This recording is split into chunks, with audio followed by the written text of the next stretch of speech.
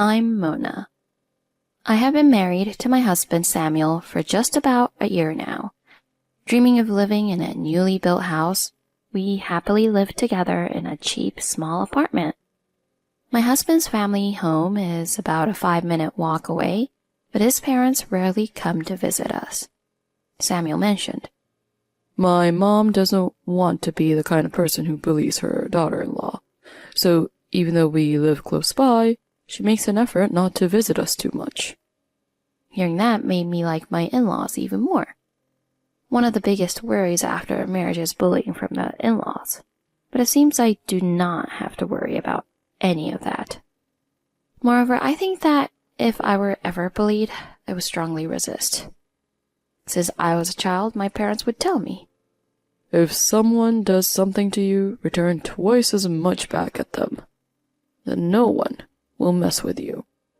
However, it didn't seem like I would have to fight with my in-laws, so I was living without any stress regarding family relationships. Several years passed since I started working, and both of our jobs were going well. So we started having more conversations about whether to buy a house or not. Around that time, my parents, who heard about this, made us an attractive offer.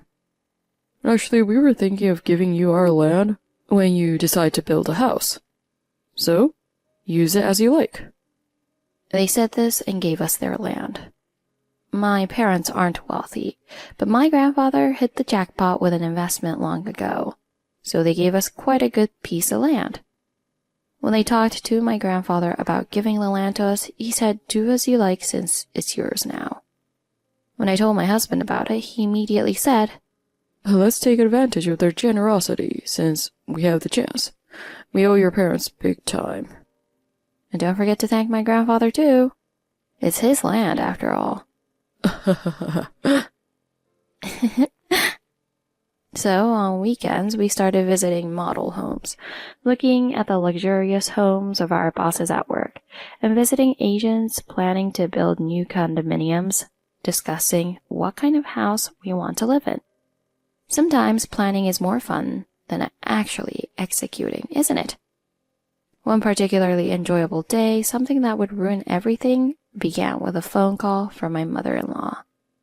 When my husband took the call from his mother, it seemed she had heard somewhere that we were planning to build a new house, and she asked him, "If you're going to build a new house, why not make it a 2-family house so we can live together?" My husband and I were speechless. We never imagined that my mother-in-law, who had rarely interfered, would want to live together with us. After a few seconds of silence, my husband gave some non-committal responses, continuing to avoid a direct answer. It's no wonder he reacted that way. We hadn't even considered the option of a 2-family house. We were planning to have rooms for our future children, but a 2-family house would mean rethinking our plans from scratch. However, I worried that outright rejecting the idea would sour our relationship with my in-laws, so I struggled with how to handle it, just like my husband. We had a monthly dinner at my in-laws' house, and so we went to have dinner with them. Tyler, my brother-in-law, who lives as a single father, was also there, and my mother-in-law brought up the topic again. "Have you thought about what I mentioned last time, about the 2-family house? I think it's a great idea, but what do you think? Of course, we'll contribute financially, and if we sell this place, it would bring in quite a sum. Plus, when you have children, we'll be right there to help you out if there's any trouble. See? It's a win-win." She quickly listed the benefits of a 2-family house. I tried to interact several times, but my mother-in-law kept taking those moments away. Well, she had a point. Having help nearby when having a child would be appreciated, and the financial support was appealing as well. However, I believed that my husband and I could handle any problems that my in-laws could solve.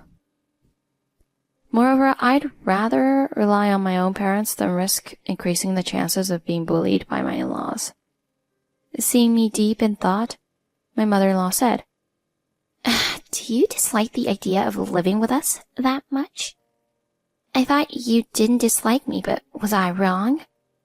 It felt like she was pretending to be sad, so I ignored her, and we quickly left my in-laws' house. After that, my mother-in-law started calling my husband every day, repeating the same conversation, which began to stress me out. What are your thoughts? Maybe a two-family house isn't so bad. I mean, having my parents around is reassuring, but I don't want to spend less time with you. After much deliberation, we decided to decline my mother-in-law's proposal. We wanted to prioritize our own time together. We hoped that, if we explained properly, she would understand. At the monthly dinner, we went to my in-laws' house to tell them our decision. Nervously, we tried to convey our thoughts to my in-laws when my mother-in-law spoke first. Oh, about the two-family house, I've already made arrangements. Huh? What? As we were dumbfounded, my mother-in-law continued. And Tyler will be living with us, too. He's having a hard time as a single father, you know. Let's help him with his children. Plus, if you can gain experience taking care of kids now, it'll be easier when you have your own. You should definitely do it. We were so shocked by her statements that we forgot why we had come. Seeing our silence, my mother-in-law assumed we had no objections and proceeded with construction of the house, incorporating my father-in-law's and brother-in-law's opinions. Of course, we didn't do nothing. We tried multiple times to convey our decision to my in-laws. But they always said they were busy and would talk later. Meanwhile, the construction plan for the two-family house progressed. Since my in-laws were covering the costs of the additional fees to make it a two-family house, our financial burden wasn't too significant. However, not only would we be living with my in-laws, but also with my brother-in-law, a single father, and taking care of his children. Just thinking about it made me anxious. My husband said, We can't stop this anymore. Let's just give up. He threw in the towel and was of no help. I also judged that resisting alone would be futile. Then the blueprints were completed, and the interior tiles, flooring, etc. were decided. By now, we should have secured the funds, but the promised amount from my in-laws for the two-family house was never transferred. My husband contacted his mother, asking her to transfer the money quickly. We're actually short of money because of sudden needs. Could you advance it from us? We'll pay it back in a month. They claimed they couldn't pay now, but the building of the house was already in action and it was too late to cancel everything. We could barely cover their share, but we shouldn't have to in the first place. My husband and I were frustrated with my mother-in-law's selfishness. Hey, you can't casually ask us to cover such a large amount. As my husband was yelling at her, Come on, she says she'll pay in a month, so it's fine. Has Mom ever lied before? My brother-in-law suddenly intervened. Taken aback by him joining, my husband had no further words, so we agreed to wait for a month and expected the payment from my mother-in-law. I decided to consult my parents about this. The next day I went to my parents' house and explained the situation, asking if we could put the plan on hold. We intended to give you that land, and if they're saying they'll pay later, we'll cover it for you. Really? Of course. Your happiness is the most important to us. Don't give up on your dream home. Stop the two-family house for your future children, too. Oh, thank you. As I was tearing up with gratitude, my mother said, And if they were always at your house, it would be hard for me to visit. And I'd want to be the one taking good care of my grandchildren, she said with a grin. Thanks to my mother, the construction progressed smoothly, and finally our dream home was completed. A month later, the promised money from my mother-in-law wasn't transferred. Meanwhile, hearing about the completion, my in-laws started moving their belongings in before us. This house is small for a two-family home. Where is my room? We ended up not making it a two-family house because they didn't transfer the money. So there was no room for my mother-in-law, but she kept moving her stuff into the room we had planned for future children. She even invited friends to show off the house as a housewarming party. This is our long-awaited two-family home. It might be a bit small, but it has a splendid garden for some home gardening. I'll share the veggies I harvest here with you." She acted as if they had built the house with their own money. Her friends, unaware of the circumstances, praised the house and soon left. After the move settled, 2 months passed without payment from my in-laws.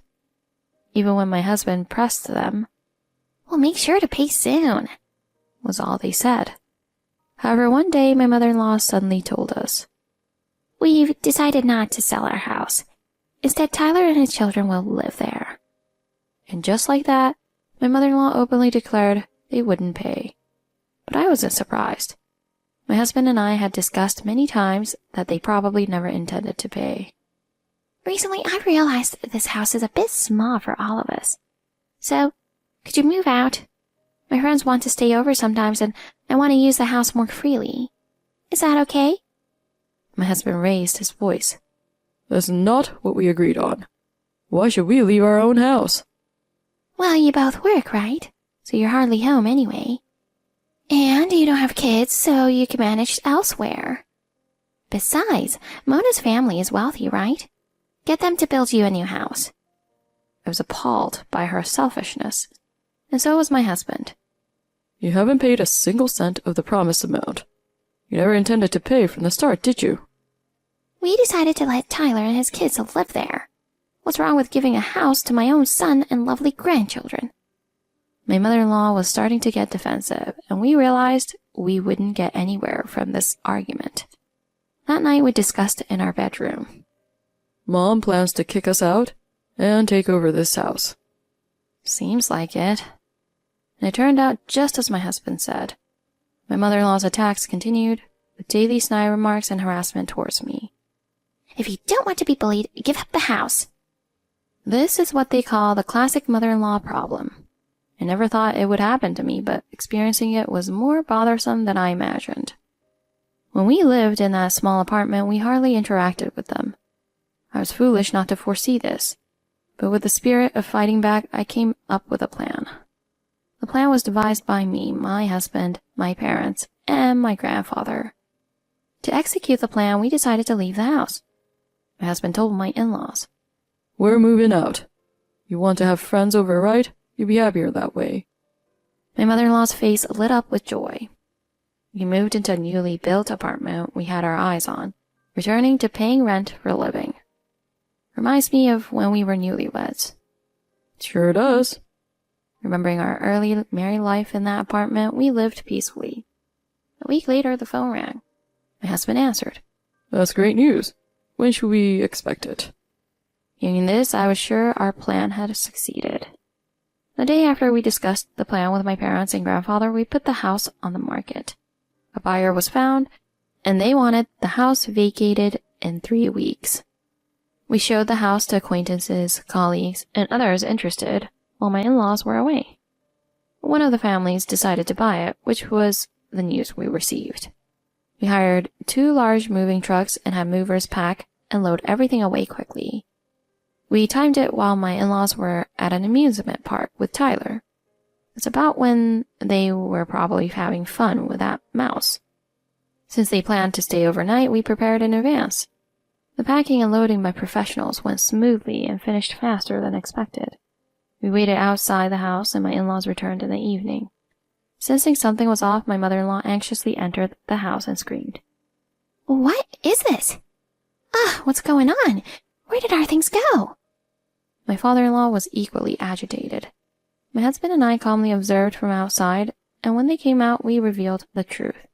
My husband said, "Everything is loaded in this truck. The address is on a note on the truck. So go there. It's a bit small, but it's enough for 2 people. Might be tight for hosting friends, though. This house is sold now, so it's someone else's." My in-laws were stunned. "You sold it? It was our house. How could you?" "Our house? The land is in Mona's parents' name, and the house is in our name. We had the right to sell it. You never paid a cent, yet you called it your house? Huh, how shameless." My husband's unexpected words silenced my in-laws. Before we left, my husband added, We covered everything until now, but you handle unloading.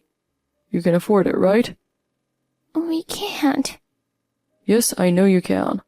You stole Mona's belongings and sold them, depositing the money in your account. How did you... It doesn't matter. Oh, you don't have to repay that money. Consider it a gift from us as we're cutting ties with you. Goodbye, and we won't see each other again. My husband declared his estrangement and took my hand, and we left with that. After that, we informed my parents and grandfather of the plan's success, and they were very pleased. Additionally, my grandfather, knowing we were planning to continue living in the rented apartment, said, Actually, I still have another land left, so I will give it to you. I will also cover half the costs, so go build a new house. 6 months later, we were able to complete our dream house. Although it's a bit far from the city, the air is fresh, the neighbors are kind, and we are very happy. As for my in-laws, we don't know if they went to the designated address. Apparently, they contacted my parents asking for financial assistance. Of course, my parents firmly refused. They told them not to involve themselves with our family anymore. They asked my brother-in-law to take them back, but he refused, telling them that he is getting remarried next year and will live with his wife. My husband apologized to my parents for his terrible parents, but my parents reassured him by saying, From now on, we are your real parents. Depend on us as much as you want, as our son. They encouraged us to join a home security service just in case. They had already told the company that if my in-laws showed up here, they should be turned away. We also have a dog in the yard, so they wouldn't dare to trespass our property. Now, our new life begins without any worries about my in-laws. In a few years, we will likely have children and build a happy family. We will not let anyone disturb this happiness. That's what we vowed to ourselves.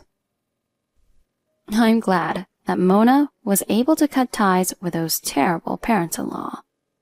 It must have been hard for her husband, but I'm glad he was on Mona's side. Did you enjoy this video? If you enjoyed this video, please give it a like and also subscribe to our channel. See you in the next video.